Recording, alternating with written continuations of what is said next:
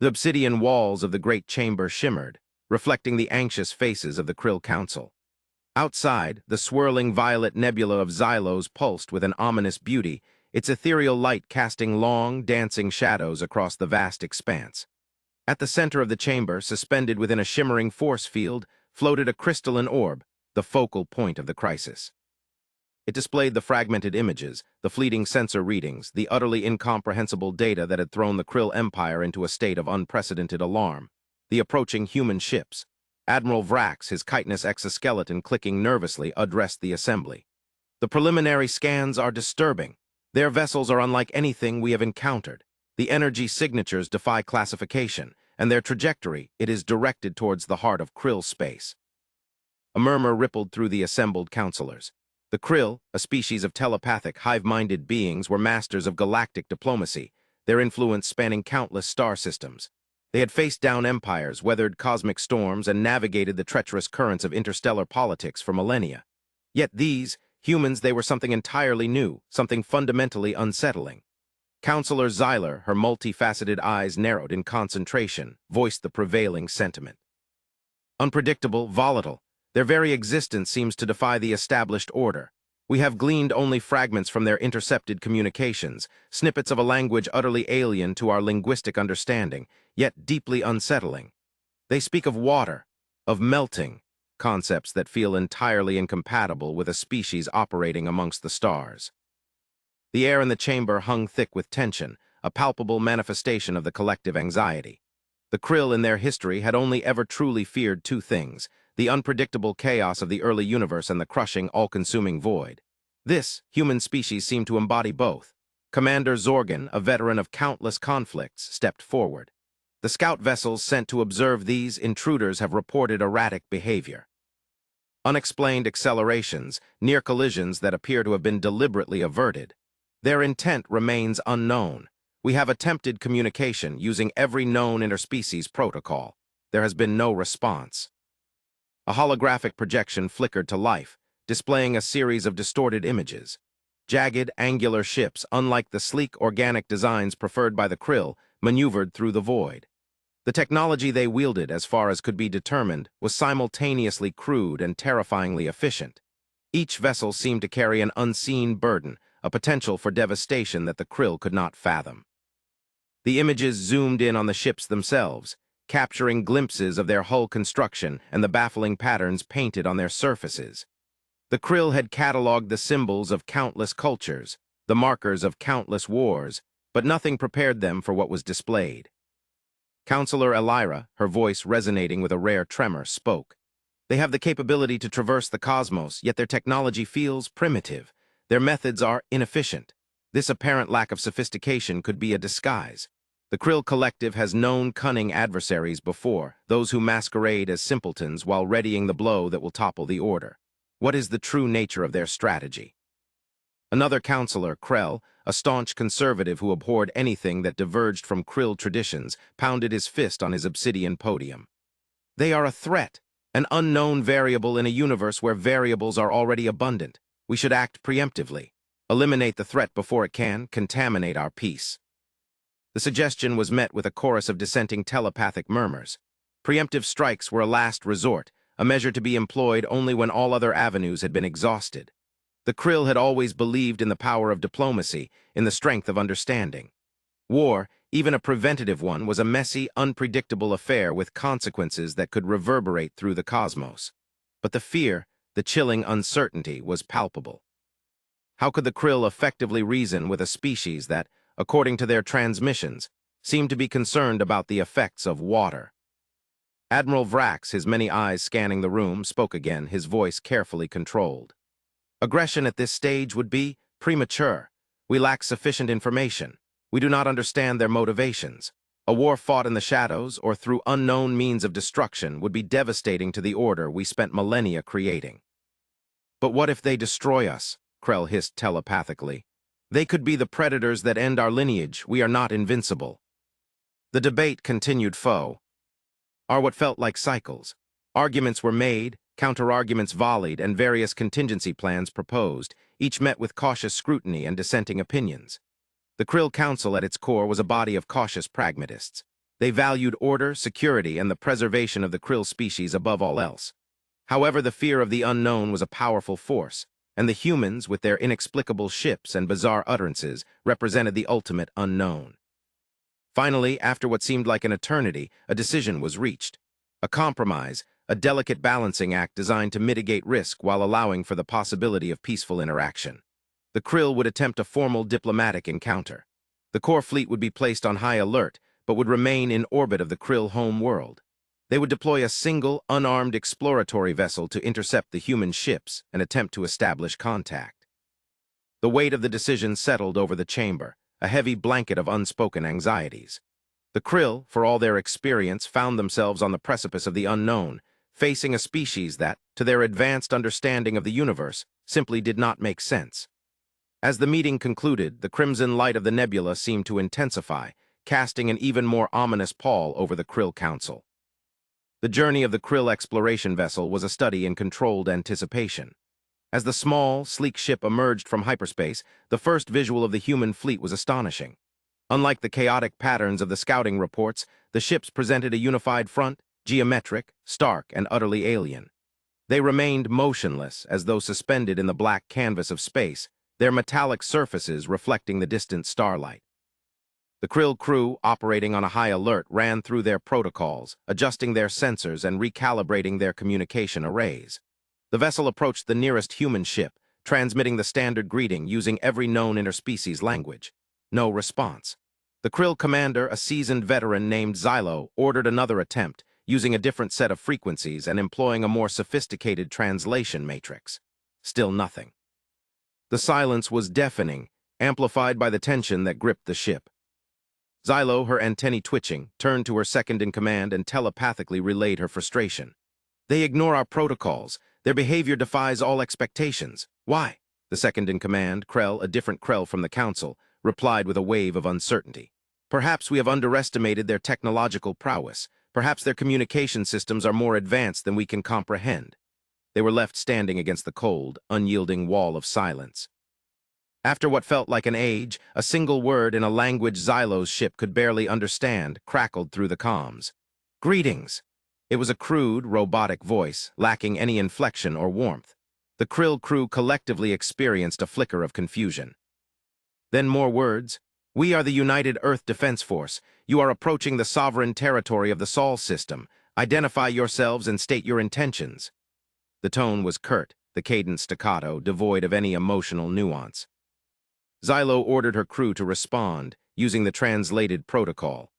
"We are a diplomatic vessel from the Krill Empire. Our intentions are peaceful. We seek to establish contact and begin a dialogue." The robotic voice responded immediately. "Confirmed. Understood. Please provide your ship's registry, crew manifest, and intended course. You will be subject to a thorough inspection." The Krill crew exchanged uncertain glances. Inspection? What did that entail? They were, after all, an advanced, technologically superior civilization. The idea of being inspected by these humans was, to say the least, unsettling. The Krill complied, providing the requested information, feeling a sense of unease grow with each passing moment. The information was exchanged back and forth, coded and translated, and the minutes stretched into hours. Then a signal, a blinding flash of light as one of the human ships opened a hull and dispatched a shuttle. The Krill, their sensors overwhelmed, were forced to watch, helpless, as the small vessel sped towards them. When the shuttle docked, a single human emerged, a tall, slender being, clad in a sleek, dark uniform. Their face was devoid of expression.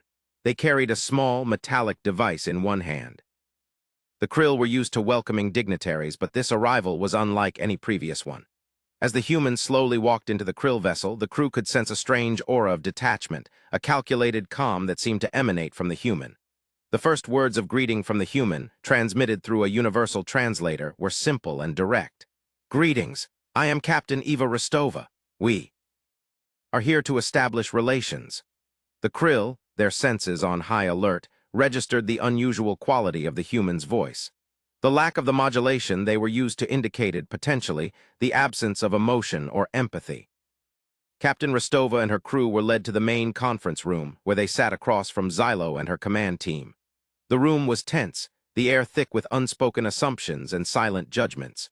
The krill observed the humans, analyzing their posture, their expressions, their every movement. The humans, in turn, were equally observant, their eyes scanning the room, their expressions unchanged. Rostova initiated the formal introductions. "We are the United Earth Defense Force. We represent the planet Earth, a member of the Sol system. We have observed your approach and would like to understand your intentions." Xylo, the seasoned diplomat, responded calmly. "We are the Krill Empire. We come in peace. Our goal is to explore, to learn, and to establish diplomatic relations." Rostova nodded, her expression unreadable. "We have observed your vessels and your technology. It is different." "And yours is unique," Xylo replied, her words carefully measured.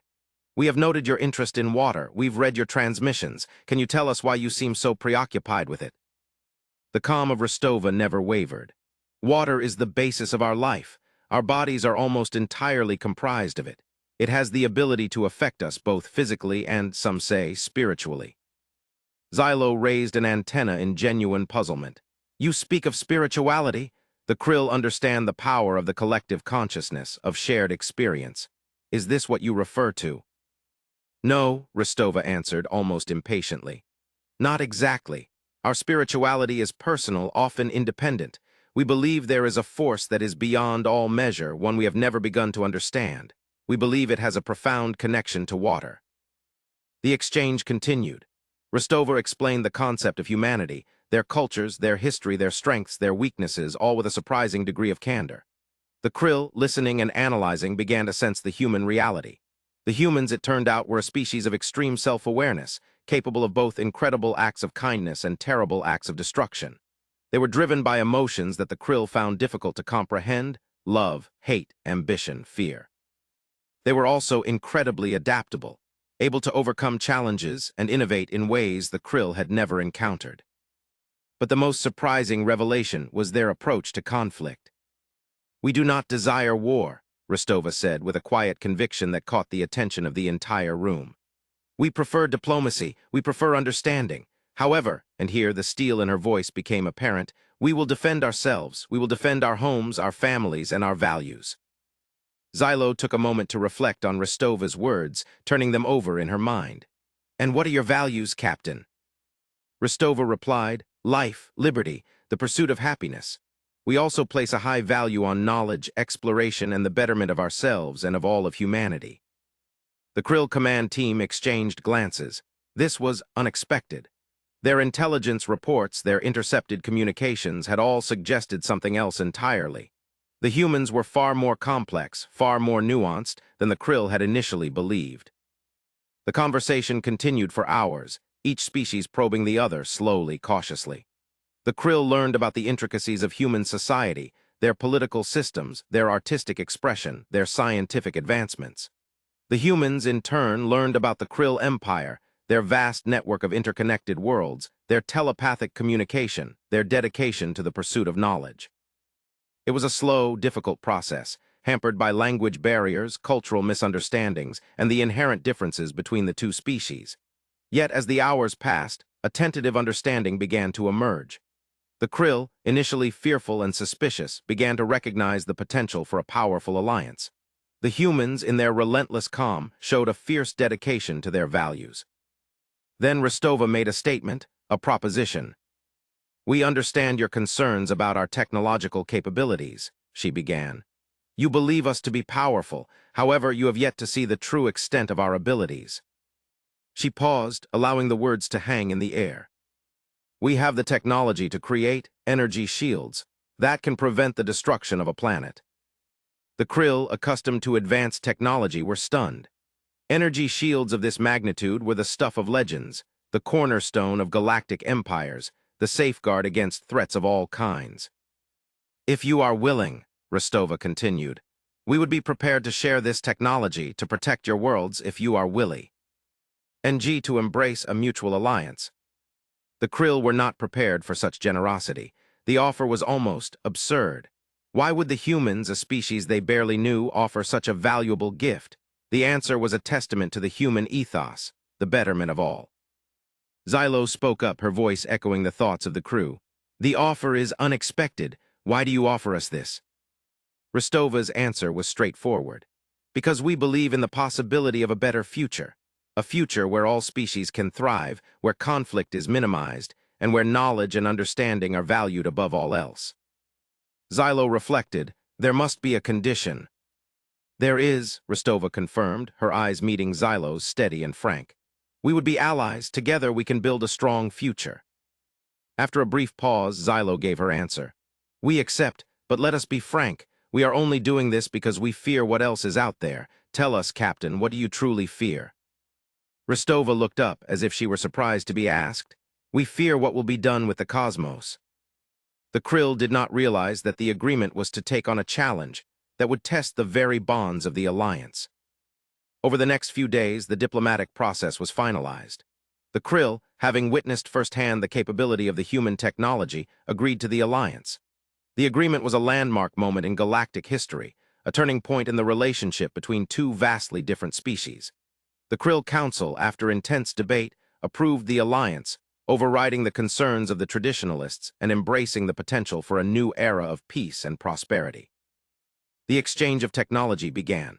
Human engineers working with their Krill counterparts began to install the shield technology on Krill worlds. The Krill, in turn, shared their knowledge of galactic politics, their extensive database of scientific knowledge, and their mastery of telepathic communication. The alliance had been established, but it was just the beginning. The Krill still held a lingering uncertainty about their new allies, a nagging suspicion that they had underestimated them. They knew they needed to know the humans better, to understand the motivations that drove them and the challenges they faced. And the humans, in their calm and unflappable manner, did nothing to alleviate the unease. The alliance was tested almost immediately. A distress signal was received from a remote Krill colony, a signal that transmitted the chilling news that a rogue faction of the Krill had launched a surprise attack on the colony. The attack was swift and brutal. The initial reports were chaotic and fragmented. The attack began without warning, catching the colony's defenses by surprise. The rogue Krill used a combination of traditional Krill weaponry and some unknown experimental technologies. The human ships, stationed in orbit as a precaution, immediately responded. The Krill crew was prepared for a conventional battle. They were experienced in combat. What they were not prepared for was the human response. The human fleet moved with a precision and coordination that defied the Krill's expectations. Their vessels, which, on closer examination, were not made of metal, but rather a composite substance of unknown composition, moved with a grace that was almost beautiful. Each ship was a part of a larger, carefully orchestrated dance, executing maneuvers that seemed to defy the laws of physics. They did not attack with brute force. They did not attempt to overwhelm their opponents. Instead, they moved carefully, setting up their positions, using their advanced sensors to identify and target the rogue Krill ships. The humans, it turned out, were masters of strategic warfare. The battle lasted only a few minutes. The humans, employing a combination of precision strikes, electronic warfare, and a baffling array of unknown weapons, systematically disabled or destroyed the rogue Krill ships. The Krill, watching from their command center, were awestruck.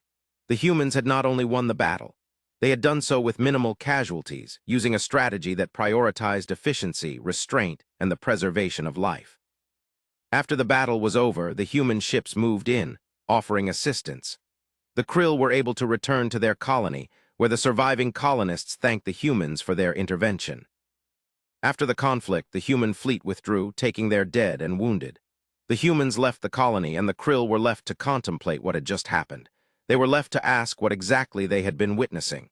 It was here, in the midst of the chaos, that the Krill began to fully understand the depth of human capabilities. They realized that the humans were not just advanced. They were terrifyingly competent. As the months passed, the alliance between the Krill and the humans grew stronger. The Krill, under the guidance of Captain Rostova, began to learn more about the human philosophy, their ethical code, and their unwavering commitment to their values. The Krill began to comprehend the depth of their technological capabilities and their strategic brilliance. The Krill Council began to trust Rostova. And yet, the Krill were unsettled. They had been exposed to the strength of humanity and realized that they might never be able to fully understand them. Meanwhile, on the fringes of Krill space, something ancient stirred. The signals, weak at first but slowly strengthening, emanated from a region of space that had long been considered barren. The Krill, using their advanced sensor technology, were the first to detect the phenomenon. The source of the signal was a massive, derelict structure, a megastructure of immense proportions, unlike anything the Krill had ever encountered. It was located near a black hole, and the sensor readings were chaotic, distorted by the gravitational forces. The Krill contacted their human allies. Rostova and her team immediately launched a joint expedition. The megastructure, they discovered, was artificial, constructed by a species of unfathomable technological sophistication. The structure was a relic of a long-vanished civilization, a testament to a power that dwarfed both the Krill and the humans. As the exploration team entered the structure, they discovered chambers of unimaginable scale, filled with technology that defied their comprehension. They found intricate systems that regulated energy, transported matter, and manipulated the fabric of space-time. The structure was in a state of disrepair, but it was still functioning, still generating the mysterious signal that had alerted the Krill to its existence. The Krill and the humans worked together to decipher the signal. It was a message, a warning, an entreaty. The message was encoded in an ancient language, one that predated the Krill, and was interpreted as the dying breath of a civilization lost to the vastness of the cosmos. The civilization that built the megastructure had fallen to a cosmic entity of incredible destructive power. The entity, which the Krill translated as the Void, was a force of entropy, a cosmic predator that consumed entire galaxies. The message warned of its approach, a threat that posed an existential threat to all life in the universe.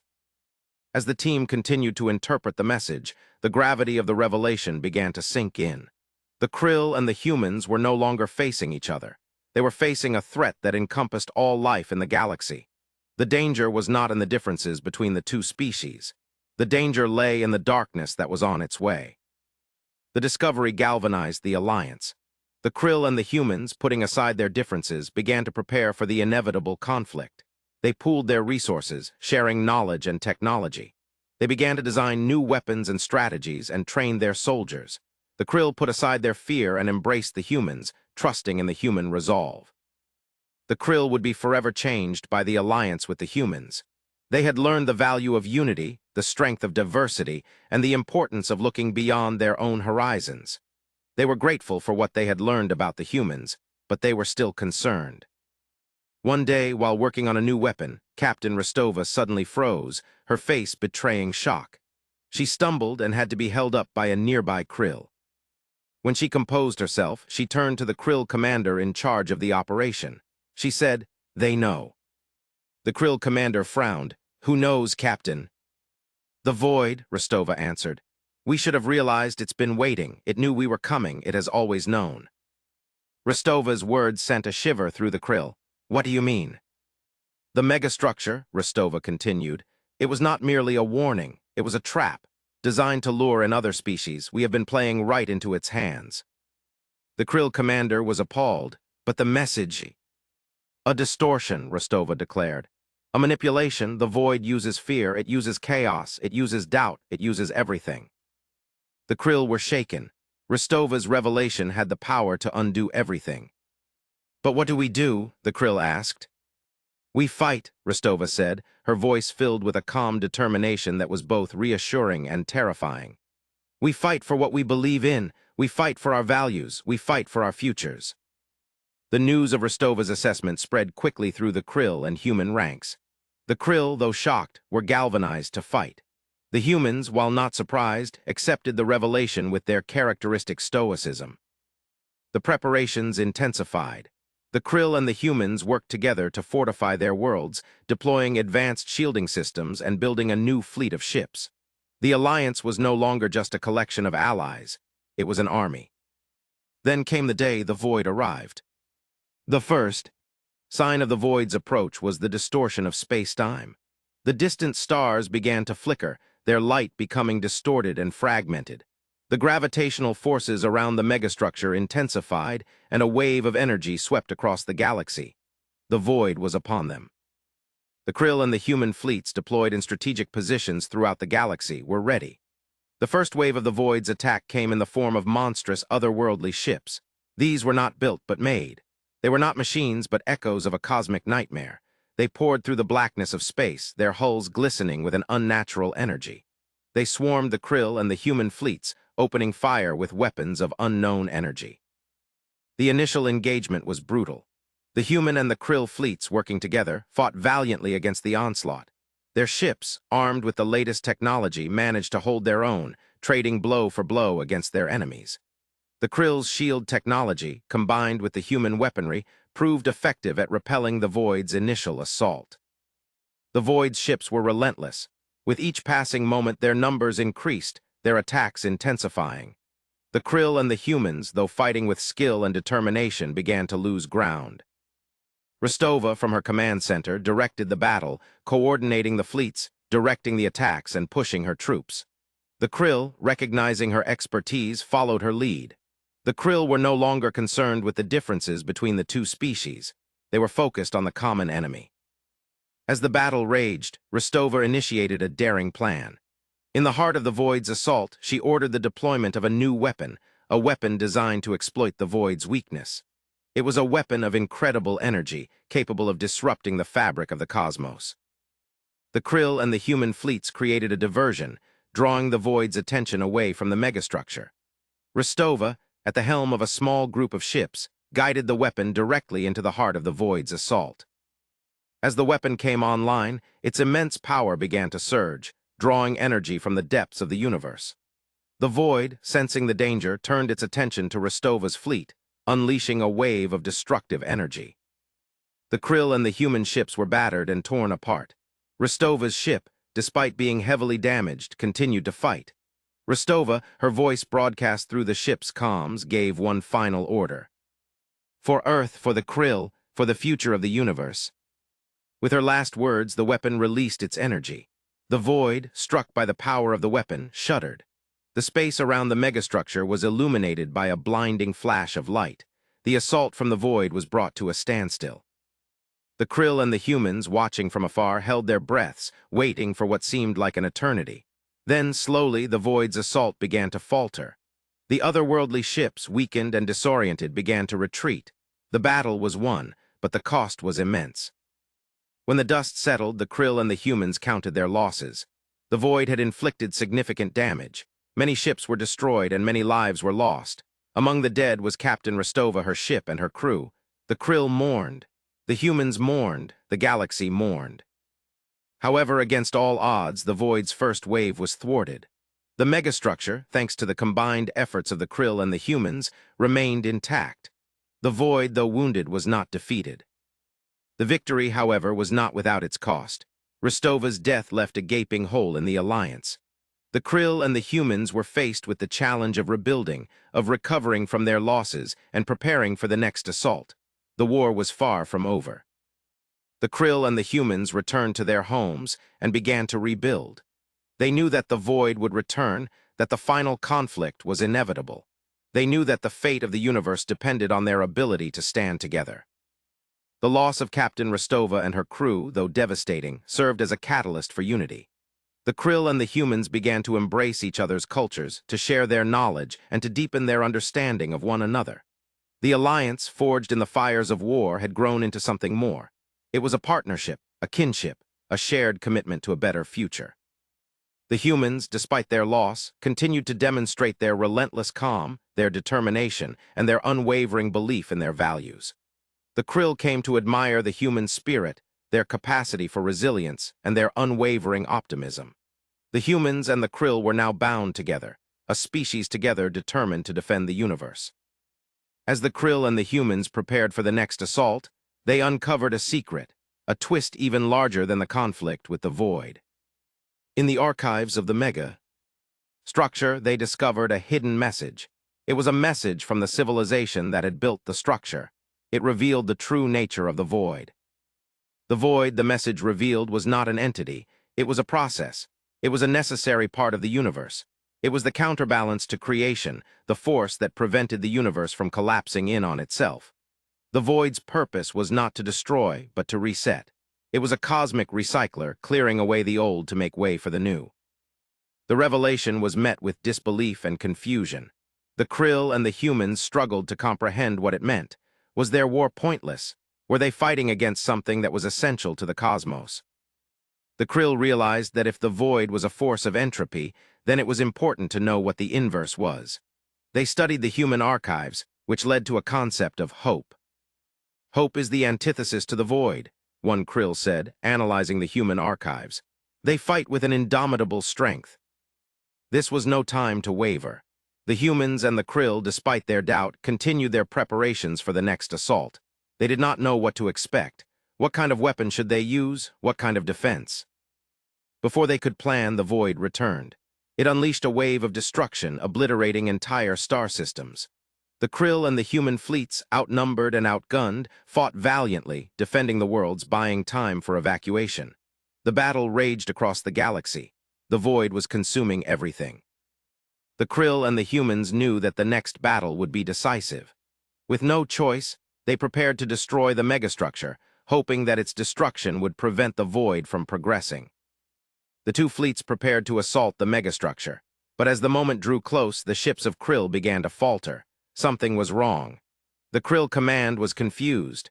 The Krill had to be consulted by the humans to see what could be done. But before the humans could reach out, the Krill explained. "We apologize to our human friends," said a Krill in their ship. "We are not used to this. We have lost our cohesion. We were to fight for peace, but now we are at war with ourselves." The humans did not know what to do. There was nothing they could say. Then, through the chaos, a new message. An old human signal, faint, buried deep in the static of space, activated. It had not been transmitted in millennia. The humans had not sent it. But the message contained the words of Rostova. The message contained her final thoughts. "Do not fight the void, embrace it. Do not fear entropy. Understand it. The end is not the end, but the beginning. Hope is the weapon of the future." The meaning of the message became clear. The solution was not in destruction, but in acceptance. The Krill and the humans had to find a way to coexist with the void. It had to be done. The Krill, seeing that they could not do this themselves, turned to their human friends. The humans, with a shared understanding, proposed a new strategy. Instead of fighting the void, they would seek to understand it. They would study its methods, discover its weaknesses, and find a way to control it. The Krill and the humans began to formulate a plan. They would use the energy shields that the humans provided. They would redirect the void and use it to reset the universe. They would be ready for a great change. And so the Krill and the humans worked together. They used the power of the void to build a new world.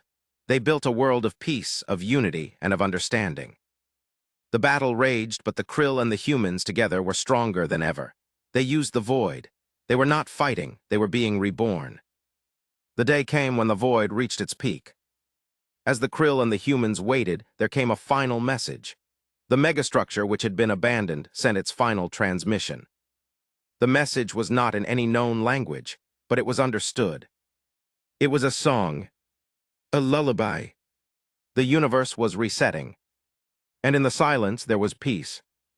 The Krill and the humans, now joined together, stood side by side, watching as the universe began anew. They knew that the future was uncertain. They knew that there would be new challenges, but they also knew that they were ready. They were united. They had learned the value of unity, the strength of diversity, and the importance of looking beyond their own horizons. They had learned to embrace the unknown, to face their fears, and to find hope in the darkness. They had learned that even in the face of oblivion, there was always the possibility of a new beginning. As they looked out at the universe, they knew that they had made a difference. They had embraced the potential, and they had chosen to become more. And as they watched, they saw what appeared to be the glimmer of a new galaxy.